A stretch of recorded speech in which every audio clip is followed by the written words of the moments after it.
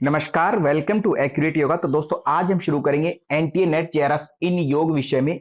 जो 18 जून 2024 को हमारा एग्जाम हुआ था पेपर 2 योग का, उसका एनालिसिस करेंगे। आज हम पार्ट 2 करेंगे जिसमें हम नेक्स्ट 11 से लेकर के 20 क्वेश्चंस को सोल्व करेंगे।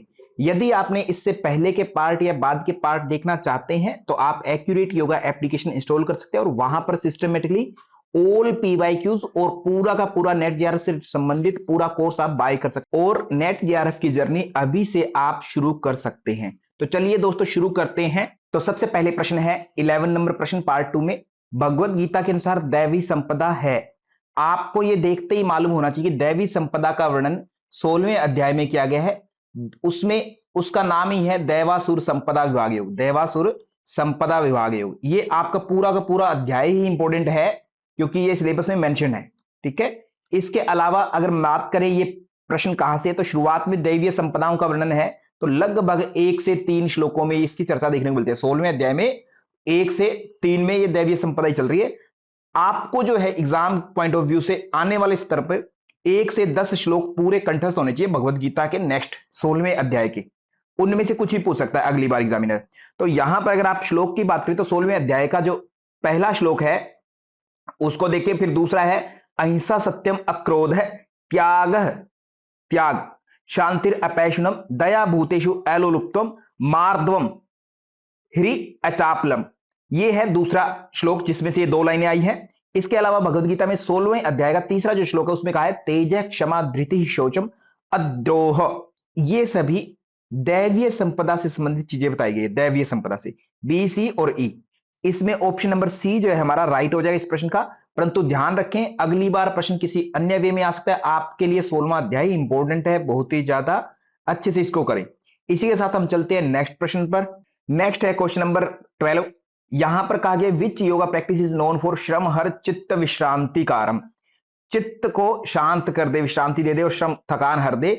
ऐसा हर ग्रंथ में एक ही आसन होता है, अगर वो होगा तो शवासन को ही मेंशन किया जाता है। शवासन ही हमेशा कहा जाता है कि ये आपकी थकान को हर लेता है और चित्त में विश्रांति लाता है, ऐसा कहा जाता है। सिद्धासन, मुक्तासन या मत्स्यासन, इनका वर्णन जो है आप एक इंपॉर्टेंट पॉइंट नोट करेंगे कि हठ प्रदीपिका का कहना है VMG, यानी ये तीनों नाम जो है सिद्धासन के है।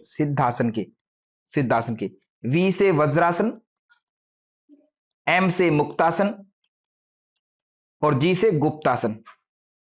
ये 4 नाम एक ही शब्द के पर्यायवाची हैं, एक ही टेक्निक है जिसको कहा जाता है। परंतु गिरण संहिता में ये सारे चारों अलग अलग है। गिरण संहिता में सब के सब अलग अलग है। गिरण संहिता में यहां पर चारों ये सेम है। हठ प्रदीपिका गिरण संहिता या अन्य शास्त्रों में सब अलग अलग माने गए हैं। तो वहां पर आपको ध्यान रखना है। सिद्धासन के लाभ बताए गए हैं। सिद्धासन के लाभ हठ प्रदीपिका कहते हैं ये 72,000 नाड़ियों की शुद्धि कर सकता है और मोक्ष द्वार का भेदन करने वाला, मोक्ष द्वार का भेदन कर सकता है और त्रिबंध लगाने में भी सहायक माना जाता है। त्रिबंध लगा सकता है, त्रिबंध लगाने में सहायक माना जाता है इसको, सिद्धासन को। ये इसके बेनिफिट्स तय है, मोक्ष द्वार का भेदन करना। तो आने वाले टाइम के लिए आप याद रखेंगे हठ प्रदीपिका के अनुसार भी शवासन इसका राइट उत्तर जो है इस प्रश्न का। इसी के साथ हम चलते हैं नेक्स्ट प्रश्न पर। मत्स्यासन हठ प्रदीपिका में नहीं है, मुक्तासन सिद्धासन का ही पर्यायवाची बताया हुआ है। आगे चले नेक्स्ट प्रश्न पर। नेक्स्ट क्वेश्चन है क्वेश्चन नंबर 13। यहां पर योग सूत्र की बात की है, सोच पालन के परिणाम पूछे गए हैं। तो योग सूत्र की बात करें तो योग सूत्र में 4 अध्याय हैं। समाधिपाद, साधनपाद, विभूतिपाद, कैवल्यपाद। आपको चारों पादों में कितने कितने सूत्र है वो याद होना चाहिए। दूसरे पाद का नाम है साधनपाद। वहां पर चर्चा है अष्टांग योग के पूरे अंगों की। पहले प्रत्याहार तक की पूरी अच्छे से चर्चा की गई, 8 अंगों के नाम दिए गए और प्रत्याहार तक को डिस्कस किया गया है। यहां पर अगर हम बात करें तो यम और नियम शुरुआत में जो दिए जाते हैं, यम और नियम 5 है। 5 यम है, अहिंसा सत्य अस्तेय ब्रह्मचर्य अपरिग्रह। नियम की बात करें तो शौच, संतोष, तप, स्वाध्याय, ईश्वर प्रणिधान, ये है। तो इसमें शौच की बात की गई है। शौच में आपको फल बताने के क्या है। तो शौच वाला सूत्र जो है दूसरे अध्याय में 40 नंबर सूत्र से स्टार्ट होता है। शौचात स्व अंग जुगुप्सा परेर संसर्ग। कहते स्वयं के अंगों से भी कोई लालच नहीं रहता है और दूसरे के अंगों की तो बात ही क्या है। यानी कि अपने अंगों से एक तरह से घृणा सी हो जाती है, लालच नहीं आता है आपको सजने संवरने का या उसको उसी अंगों को लेकर के जीना, ऐसा मालूम नहीं होता। यानी अपने अंगों से वैराग्य हो जाता है। ऑप्शन नंबर बी राइट हो गया। और फिर 41 नेक्स्ट सूत्र में कहते हैं सत्व शुद्धि सोमनस्य। सोमनस्य का अर्थ क्या होगा? माने मन एक तरह से प्रसन्न अच्छे भाव में चला जाता है सोमनस्य।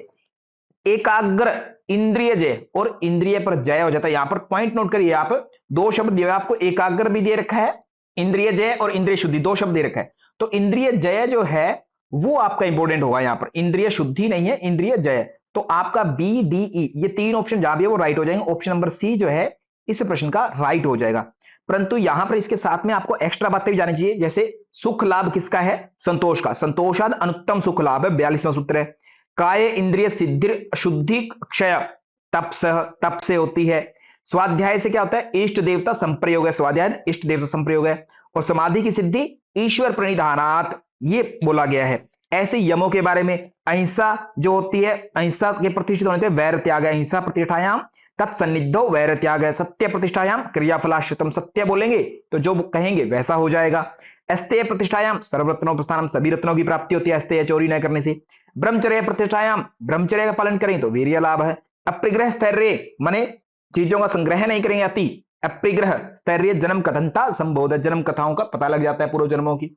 ऐसे सब के बारे में आपको इनके बेनिफिट आदि पता होना चाहिए। यानी कि सिंपल कहने का अर्थ है 195 लाइन से योग सूत्र में या 196 वो सारी सारी कंठस्थ होनी चाहिए आपको एक एक, अगर आप योग सूत्र में से कोई भी क्वेश्चन मिस नहीं करना चाहते तो। इसी के साथ चलते हैं हम नेक्स्ट क्वेश्चन पर। नेक्स्ट है which is the part of अंतर्धोती। अंतर्धोती का पार्ट कौन सा है? अंतर्धोती। तो यहां पर आपसे अंतर्धोती की बात की जा रही है। सबसे पहले तो ये प्रश्न कहां का है? गेरंड संहिता का, क्योंकि अंतर्धोती नाम वही मिलता है। गेरंड संहिता में अगर हम बात करते हैं षटकर्मों की, तो षटकर्म आपको 6 मिलते हैं, जिसमें से एक धोती का वर्णन है। धोती की अगर हम बात करें तो धोती को 4 भागों में बांटते हैं। सबसे पहले अंतः धोती, दूसरी दंतः धोती, तीसरी हृदय धोती, चौथी मूल शोधन। ये 4 प्रकार हैं। इसमें अंत्य धोती की बात करें, वातसार, वारीसार, वहनीसार और बहिष्कृत, ये जो है आपकी 4 प्रकार की धोती होगी। सेम ऐसे ही आगे क्रम में बात करें दंत धोती, तो दंत में अगर हम बात करते हैं तो सबसे पहले दंत मूल, फिर जिह्वा मूल और फिर कर्णरंध्र। कर्णरंध्र दायां और बायां 2 प्रकार से होता है, तीसरा और चौथा, 4 होगी। 5वें नंबर पर जो आती है वो कपाल शोधन, कपाल शोधन। ऐसे तो याद रखेंगे कितनी किसके अंतर्गत धोती आई है। अंत्य धोती के 4 प्रकार है, दंत धोती के 5 प्रकार हो गए, हृदय धोती के 3 प्रकार हैं, दंड धोती दंड, फिर वमन वमन धोती, और वाससा बोलते हैं वस्त्र धोती को, वाससा वस्त्र को बोलते हैं, वस्त्र वर्ड याद रखिए। तो 3 धोती होगी, 1 2 3। मूल शोधन का कोई प्रकार नहीं है। तो आपसे जो प्रश्न पूछा जा रहा है कि कौन सी धोती के अंतर्गत आएगा, अंत्य धोती का कौन सा भाग है? अंत्य धोती के वातसार, बहिष्कृत यहां पर दे रखा है, बहिष्कृत। ऑप्शन नंबर ये आपका 3 जो है वो राइट हो जाएगा, ऑप्शन नंबर सी राइट हो जाएगा। मूल धोती का कोई प्रकार नहीं है। दंड धोती हृदय का प्रकार हो गया, हृदय का, और दंत धोती दंत मूल, दंत धोती का प्रकार हो जाएगा। ऐसे आपके सामने ऑप्शन दिए। मूल शोधन अपने आप में मूल है, कोई उसका अलग से प्रकार नहीं है। मूल शोधन की थोड़ा सा हम बात करें तो मूल शोधन के लिए कहा जाता है कि मध्यमा अंगुली से अथवा पीत मूल दंड, मध्यमा अंगुली या पीत मूल दंड से करना चाहिए। इससे अपान वायु की क्रूरता दूर होती है, अपान की, अपान वायु, कौन सी वायु? अपान वायु की क्रूरता होती है, और बाकी एनएस संबंधी जो रोग होते हैं अधोभाग के, वो रोग भी दूर होते हैं, ऐसा इसका बताया गया है। तो आप इसको याद रखें, सभी के धोतियों के लाभ या विधि आदि आप अच्छे से कंठस्थ कर लें। इसी के साथ चलते हैं नेक्स्ट क्वेश्चन पर। नेक्स्ट है क्वेश्चन नंबर 15। योग चूड़ामणि उपनिषद के अनुसार कौन सा अभ्यास यक्षमा, कुष्ठ, बगंदर, वर्धित प्लीहा, कमजोरी और भावी समस्याओं को निवारण कर सकता है?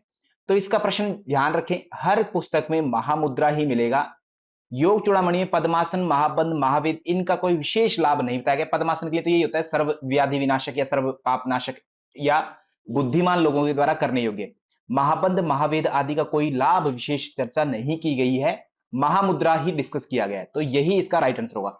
अब आपके लिए देखो ध्यान से, यहां पर योग अभ्यास के समय यक्षमा, कुष्ठ, बगंदर आदि शब्द लिखा है, ये आपके सूत्र में एज इट इज नहीं होंगे, श्लोक में नहीं होंगे। एग्जामिनर अभी क्या कर रहा है, जो बुक्स है जिनका अनुवाद किया गया है उन अनुवाद को एज इट इज उठाया इसने, जैसे tuberculosis, leprosy, fistula, enlarge spleen, weakness, future health problems, as it is उस अनुवाद को उठा लिया है योग चूड़ामणि उपनिषद में। तो सबसे पहले तो हम श्लोक देख लेते हैं एक बार। तो ये योग चूड़ामणि, योग चूड़ामणि उपनिषद के अंदर से श्लोक लिया गया, योग चूड़ामणि का। महामुद्रा के बारे में यहां कहा गया है कि महामुद्रा कैसे करते, कहते नाड़ी ज्वाल का शोधन किया जाता है जिसके द्वारा सूर्य चंद्र को चलाया जाता है, रस का शोषण किया जाता है, उसे महामुद्रा कहते हैं। महामुद्रा की एक तो परिभाषा आप याद रखना, शोधनम नाड़ी जाल से चालनम चंद्र सूर्य रसानाम शोषणम च एव महामुद्रा अभिधीयते, यही महामुद्रा कहलाती है। आपका नेक्स्ट प्रश्न ये कंफर्म बनेगा, योग चूड़ामणि उपनिषद में ये विधि किसकी है, ऐसा करके या पूछ लेंगे कि ऐसी ऐसी विधि महामुद्रा में क्या क्या कहा गया, नाड़ी जोल का शोधन करेगी, सूर्य चंद्र को चलाएंगे और रस का शोषण होगा, उसी क्रिया को हम, उसी विधि को, उसी मुद्रा को महामुद्रा कहने वाले हैं। फिर आगे वो सेम यूजुअली जो परिभाषा होती है उसी को डिस्कस किया कि ठुड्डी को हृदय में लगा लेंगे और बाई पांव की एड़ी को या एनएस के आसपास योनि भाग में लगा लेते हैं और फिर दूसरे को सीधा करके धीरे धीरे श्वास निकालते हैं भर करके, और सूर्य स्वर से और चंद्र स्वर से दोनों से बराबर होने पर अभ्यास बंद करते हैं, ऐसा। तो ये आपके लिए सबसे इंपॉर्टेंट पॉइंट क्या है, महामुद्रा की परिभाषा बन गई योग चूड़ामणि उपनिषद में, नाड़ी जाल का शोधन, सूर्य चंद्र को चलाना, रस का शोषण, तीन चीजें होंगी तो महामुद्रा है वो। फिर उसके लाभ कहा गया तो कहते पथ्य अपथ्य नहीं रहता जो हर ग्रंथों में होता है, नीरस में भी रस आता है, और अधिक भोजन खा लेगा या विष खा लेगा तो भी अमृत के समान पच जाता है। आगे कहा है जो हमारा प्रश्न आया है, क्षय यानी यक्षमा, टीबी को बोलते हैं, कुष्ठ चर्म रोग आदि को बोलते हैं, गुदावर्त यानी बगंदर या फिस्टूला आदि को बोलते हैं, गुलम यानी कि वायु गोला के रूप में समझते हैं, स्प्लीन आदि का डैमेज हो जाना उसको भी हम कहते हैं अजीर्ण पुरोगमा, अजीर्ण बोले तो अपाचन आदि न होना प्रॉपरली या अन्य समस्याएं हो जाना शरीर में, तो तस्य रोगाक्षय में यान्ति महामुद्रा तो यो अभ्यसित, तो इससे कहते महामुद्रा करने से वो सारे रोगों का नाश हो जाता है। ये महामुद्रा के लाभ बताए गए। तो प्रश्न में देखो कमजोरी प्लीहा आदि फिर रख रखा है, सारे के सारे एज इट इज नहीं है, तो ये आया कहां से है, ये लाइन कहां से बनी है, एग्जामिनर ये लाइन जो है एज इट इज अनुवाद, थोड़ा अनुवाद जो था ग्रंथ में उसी से उठा लिया इससे। तो यहां पर आप देख रहे होंगे श्लोक 68 और 69, यहां पर महामुद्रा का लाभ बताया गया योग चूड़ामणि उपनिषद में। तो आप देखेंगे ध्यान से, इनको हाईलाइट करता हूं मैं, हर एक लाभ सेम वैसा दे रखा है जैसे बुक में आपको प्रश्न पूछा, क्षय कुष्ठ, क्षय को यक्षमा बोलते हैं, कुष्ठ गुदावर्त बगंदर बोलते हैं, गुलम तिल्ली बढ़ना मतलब तिल्ली को बोलते हैं प्लीहा, प्लीहा का बढ़ना वर्धित होना, और कमजोरी वीकनेस यानी अजीर्ण यानी कि अगर भूख नहीं लगी कमजोरी आ जाती है, शरीर में पचता नहीं है, और भविष्य में होने वाली समस्याओं से छुटकारा मिलता है, वो कौन सा विधि है, महामुद्रा को कहा गया है। ऑप्शन नंबर ए आपका राइट हो जाएगा इस प्रश्न का। इसी के साथ हम आगे चलते हैं नेक्स्ट प्रश्न पर।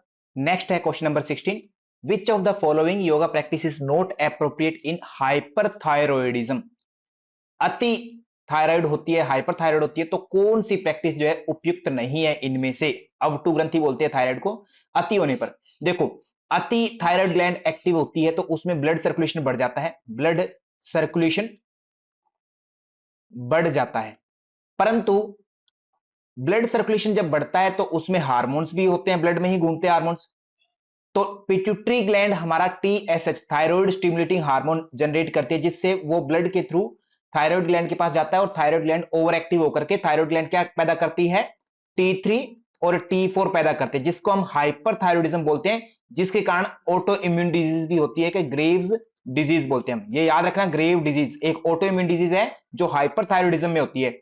और हाइपोथायरॉयडिज्म में, हाइपोथायरॉयडिज्म की अगर हम बात करें जिसमें थायराइड कम एक्टिव होगी, उस टाइम जो डिजीज होगी उसको बोलते हैं हैशीमोटो, हैशीमोटो डिजीज, ये भी ऑटो इम्यून डिजीज है। तो हाइपो में हैशीमोटो और हाइपर में ग्रेव डिजीज, ये दो डिजीज अलग से याद कर लेंगे।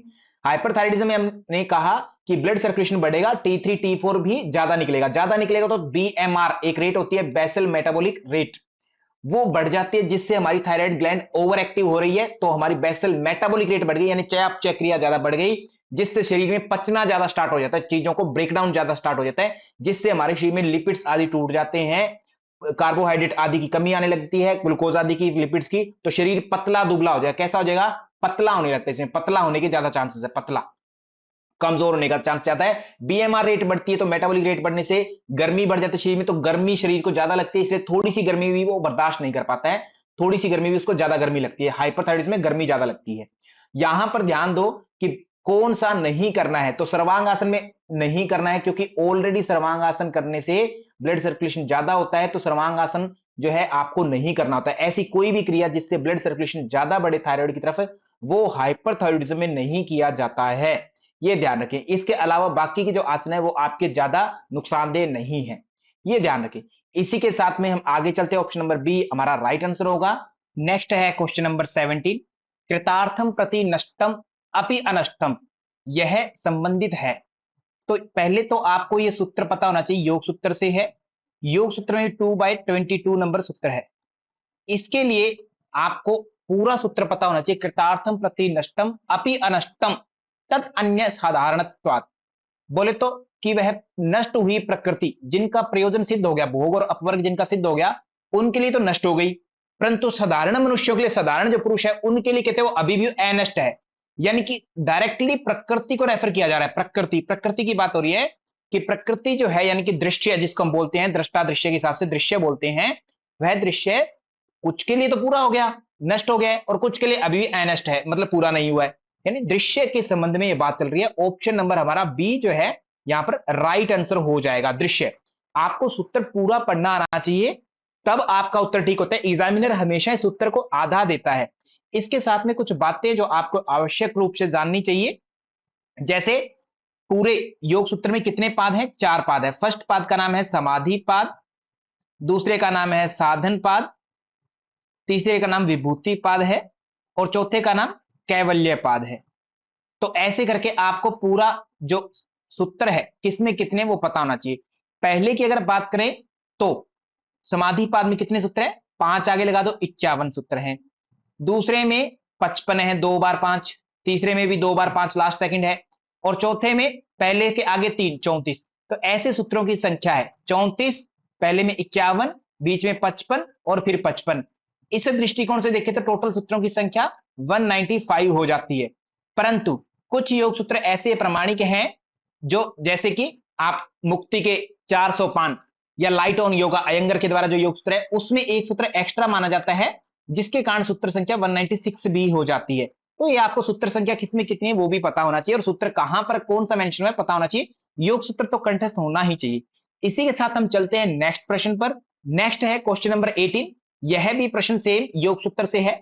मानसिक रुग्णता को पहचानना है, मानसिक रूप से बीमारी कौन कौन सी है। तो यह सूत्र देखने से मालूम होता है कि यह समाधि पाद का है, समाधि पाद, और उसमें भी 130 पर आपके सारी की सारी व्याधियों की चर्चा देखने को मिलती है। व्याधि, सत्यान, संशय, प्रमाद, आलस्य, अविरति, भ्रांति, दर्शन, अलब्ध, भूमिकत्व, अनावस्थितत्व, चित्त विक्षेपास्ते, अंतराय। अंतराय कौन सी अंतराय है? चित्त के विक्षेप लाने वाली, चित्त में विक्षेप लाने वाली, चित्त विक्षेप लाने वाली।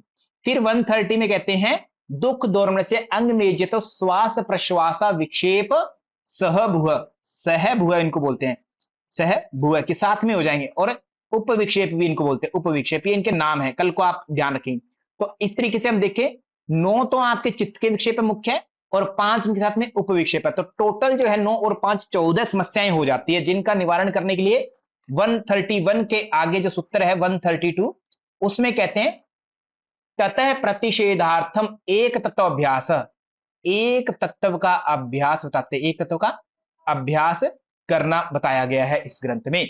ओके, तो हमें तो केवल मानसिक रुग्णता को पहचानना है। तो अगर आपको सारी चीजों के बारे में पता है अच्छे से, व्याधि का मतलब होता है मानसिक या शारीरिक दोनों हो सकता है। मुख्य रूप से व्याधियां जो होती है वात पित्त कफ त्रिदोष होती है, और त्रिदोष प्रकृति जो होती है आपकी शारीरिक होती है। यानी कि आपका ए तो ऑप्शन नहीं होना चाहिए। अब आपको पूरा अच्छे से नहीं पता है तो एलिमिनेट करते चलिए, ए उत्तर नहीं होगा, जहां पर ए है उसको काट दीजिए। दौर्नस्य, मन में एक तरह से बुरेपन का भाव, खिन्नता, कोई चीज नहीं मिलती, दौर्नस्य की संभावना होती है, उसको बी बोलते हैं। बी उत्तर होना ही चाहिए। तो इस हिसाब से आपका ऑप्शन नंबर ए जो है वो राइट हो जाएगा, बी डी ई। और सत्यान भी मन का होता है, एक तरह से मन से कोई कार्य करने की इच्छा नहीं होती है। अविरति यानी वैराग्य नहीं हुआ, आप संसार के भोगों में ही लगना चाहते हैं, आपको वैराग्य की भावना नहीं है, विरति नहीं है। तो बी डी ई आपका राइट उत्तर हो जाएगा इस प्रश्न का। ध्यान रखिए यहां पर काफी सारे प्रश्न बन सकते हैं। एक तो इन सभी विक्षेपों की परिभाषाएं, इनका मतलब क्या है उपविक्षेपों का, और इनका नाश करने के लिए एक तत्व का अभ्यास बताते हैं 132 में। और फिर 133 में क्या है? चित्त प्रसादन के उपाय, चित्त प्रसादन के उपायों का चर्चा है, चित्त प्रसादन के उपायों का वर्णन है, मैत्री करुणा आदि का वर्णन देखने को मिलता है। तो आपको बारीकियों से छोटी छोटी बातें पता होनी चाहिए, एक एक चीजें। अंग में जितो, अंगों में कंपन होता है, ये क्या है? उपविक्षेप है। सत्यान, मानसिक एक तरह से कार्य न करने की इच्छा जो होती है। अविरति, आपको बताया कि वैराग्य न होना। एक एक चीजों के बारे में पता हो तो अच्छे से आप एग्जाम को क्रैक कर दे। त्रिदोष क्या होते हैं? वात पित्त कफ को हम त्रिदोष बोलते हैं। त्रिदोष प्रकृति कितने प्रकार की होती है? 7 प्रकार की होती है, जो कि आयुर्वेद का पार्ट है। तो इस प्रकार से चलते हैं हम नेक्स्ट प्रश्न पर। ऑप्शन नंबर ए इसका राइट होगा। नेक्स्ट है question number 19, how many places of सुषुम्ना, सुषुम्ना के कितने स्थान हैं शिव संहिता के अकॉर्डिंग। तो शिव संहिता में सुषुम्ना के 5 और 6 दोनों स्थानों पर चर्चा देखने को मिलती है अपने को। पहले हम एक बार श्लोक देखते हैं, फिर उसके बाद में हम चर्चा करेंगे इसके पर। तो यहां पर आप देखेंगे श्लोक दिया गया है, ईड़ा पिंगलयोर मध्य सुषुम्ना या भवेत खलु षट स्थानेषु च षट शक्ति षट पद्मम योगिनो विदु। ईड़ा और पिंगला के मध्य में सुषुम्ना नाड़ी है, उसके 6 स्थानों में, यानी 6 स्थान हो गए सुषुम्ना के, 6 शक्तियां हैं और 6 पद्म है, माने कि 6 स्थान का मतलब है 6 चक्कर, आधार, मूलाधार, स्वादिष्ठान, मणिपुर, अनाहत, विशुद्धि और आज्ञा। इनको 6 चक्कर बोलते हैं, 6 स्थान बोल दिया। 6 शक्तियों के नाम है डाकनी, हाकनी, काकनी, लाकनी, राकनी, शाकनी, ऐसे बोलते हैं 6 स्थानों में 6। अब एक बार तो यहां पर 6 स्थान आपको दिखाई दे रहे हैं, ये भी बात सही है। दूसरी बार में जो मोस्ट इंपोर्टेंट है हमारा, पंच स्थानम सुषुम्नाया, ये श्लोक जो है यहां से डायरेक्ट आपका प्रश्न पूछा जा रहा है कि सुषुम्ना के कितने स्थान है, 5 स्थान है मुख्य। अपने स्थान को अगर छोड़ दें आधार चक्र को, तो उसके अलावा और उसके पास 5 स्थान है जहां पर वो रह सकती है। सुषुम्ना के 5 स्थान है, ये डायरेक्ट आपको दिया गया है, और बहुत से नाम है शास्त्र में प्रयोजन कहते हैं, ये बाकी ज्ञातव्य आगे जाकर के नाम बताते हैं उनके अलग अलग जगहों पर अलग अलग दृष्टिकोण से। तो आपके लिए प्रश्न जो पूछा जा रहा है सुषुम्ना के कितने स्थान है, एक शब्द में दिया जाए तो ये आपका क्वेश्चन नंबर जो 28 नंबर श्लोक है, वहां से ये प्रश्न आपका डायरेक्ट पूछा गया 28 नंबर से। पंच स्थान, 5 स्थान है एक दृष्टिकोण से, तो आपका ऑप्शन नंबर सी हो सकता है।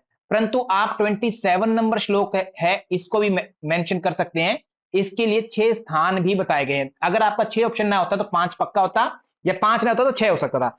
नेक्स्ट टाइम में एग्जामिनर ने ये क्वेश्चन जल्दी जल्दी में बनाया, एक तरह से डाउटफुल हम कह सकते हैं क्वेश्चन को, ये करेक्ट क्वेश्चन नहीं है। फिर भी अगर इसका एक उत्तर मांगा जाए तो अपना पंच स्थान ही होगा, क्योंकि डायरेक्ट 5 स्थान लिख रखा है पुस्तक में। तो आपको यहां पर ध्यान देना है कि ऑप्शन नंबर सी राइट है। एग्जामिनर नेक्स्ट टाइम में इस प्रश्न को मॉडिफाई कर सकता है, पूछेगा कि सुषुम्ना में बताओ कौन कितने कितने स्थानों के बारे में बताया गया, 5 भी बताया गया और 6 भी बताया गया। तो आपको ए और बी कूट के रूप में प्रश्न पूछा जा सकता है, जिसमें आपको सी और डी बोथ चूज करने आ सकते हैं नेक्स्ट टाइम में। तो आप अलर्ट रहेंगे, क्योंकि आपको सी भी बताया गया है और डी, यानी कि 6 और 5 दोनों बताए गए, 5 और 6 दोनों जगह पर बताए गए हैं। तो और श्लोक संख्या क्या है, 27 और 28, ये श्लोक भी याद रखिए। कौन से अध्याय में, दूसरे अध्याय में, दूसरे अध्याय का 27 और 28 नंबर श्लोक है, वहां पर ये मेंशन है। इसी के साथ चलते हैं हम नेक्स्ट प्रश्न पर। नेक्स्ट प्रश्न पर जाने से पहले आपको एक प्रश्न का उत्तर देना है सुषुम्ना के संबंधित, कि सुषुम्ना में जो लिंग है वो भी बताए गए हैं, चक्कर है वो भी बताए गए, किन चक्रों में कितने दल हैं, कितने दल वाला कमल स्थापित है, उन चक्रों के बारे में आप लिखेंगे कमेंट बॉक्स में। यदि आप यूट्यूब पर ये वीडियो देख रहे हैं तो मैं समझूंगा कि आपको सब कुछ आता है, अगर वो चीजें आपको पता है तो जल्दी से कमेंट करके आप बताएंगे। फिर आगे चलते हैं इसी के साथ में। नेक्स्ट है क्वेश्चन नंबर 20, शिव संहिता के अनुसार प्रश्न पूछा गया है, आसन का प्रभाव बताना है। शिव संहिता के अनुसार सारे आसन 4 हैं, टोटल आसन 4 है। याद करने के लिए आप याद कर सकते हैं SSP, सिद्ध सिद्धांत पद्धति में 3 आसन है, SSP, सिद्धासन, स्वस्तिकासन और पद्मासन, 3 आसन SSP में। उसी में एक और जोड़ देते हो, शिव संहिता के बन जाते हैं, 4 हो जाते हैं, सिद्धासन, स्वस्तिकासन, पद्मासन, और प्लस में एक और जोड़ देते हैं जिसको उग्रासन बोलते हैं। उग्रासन किसका नाम है, पश्चिमोत्तानासन को उग्रासन बोलते हैं, उग्रासन। ठीक है, ऐसे एक एक आसन के बारे में लाभ हानि आपको अच्छे से बताया गया है। हमेशा ही याद रखना, पद्मासन के विषय में कहा जाता है सर्व व्याधि विनाशनम, सभी व्याधियों का नाश करने वाला केवल और केवल पद्मासन को ही कहा जाता है। तो बी का 3 होगा, बी का 3 नहीं है वो उत्तर नहीं हो सकता। ऑप्शन नंबर ए है, आपको राइट दे रखा है कि बी का 3 मात्र और मात्र ऑप्शन नंबर 1 में ही हो सकता है, तो आपका राइट हो गया। इसी के साथ में सिद्धासन की बात करें तो सिद्धासन सर्व सिद्धि प्रदायकम यानी सिद्धिदायकम, ऐसा श्लोक का हिस्सा है छोटा सा, वहां दिया गया, यानी श्लोक आपके लिए इंपॉर्टेंट है अभी। ऐसे ही बात करें पश्चिमोत्तानासन जिसको उग्रासन का दर्जा दिया गया है, उसके लिए यहां पर सर्व सिद्धि प्रजायते ऐसा श्लोक का हिस्सा यूज किया, श्लोक का हिस्सा है ये, रिजल्ट हिंदी में नहीं है, एज इट इज श्लोक है। इसके लिए कहने का अर्थ ये है, नेक्स्ट टाइम में आपको चारों आसनों के श्लोक कंठस्थ होने चाहिए, चारों आसनों के श्लोक पूर्ण रूप से कंठस्थ होना चाहिए। स्वस्तिक आसन की बात करें तो सर्व दुख प्रणाशनम, बोले तो सभी दुखों का नाश करने वाला बताया गया है। स्वस्तिक आसन का दूसरा नाम जो है इस ग्रंथ में सुखासन भी बताया गया, सुखासन। आपको इन आसनों के बारे में अच्छे से डिटेल में पता होना चाहिए। शिव संहिता में ये आसनों का वर्णन जो है, अगर आप देखेंगे तीसरे अध्याय में देखने को मिलता है, 3rd चैप्टर जो है उसमें देखने को मिलता है 4 आसनों का वर्णन। इसी के साथ में हमारा पार्ट 2 जिसमें हमने 11 से लेकर के 20 क्वेश्चन किए हैं, कवर हो गया है, कंप्लीट हो गया है। आप यूट्यूब पर अगर इस वीडियो को देख रहे हैं तो चैनल को सब्सक्राइब करें, वीडियो को लाइक कर दें और शेयर कर दें अपने दोस्तों तक, ताकि उनकी नेट जेआरएफ में एग्जाम में जो है हेल्प हो सके। So thank you to all, धन्यवाद आप सभी का, थैंक यू सो मच।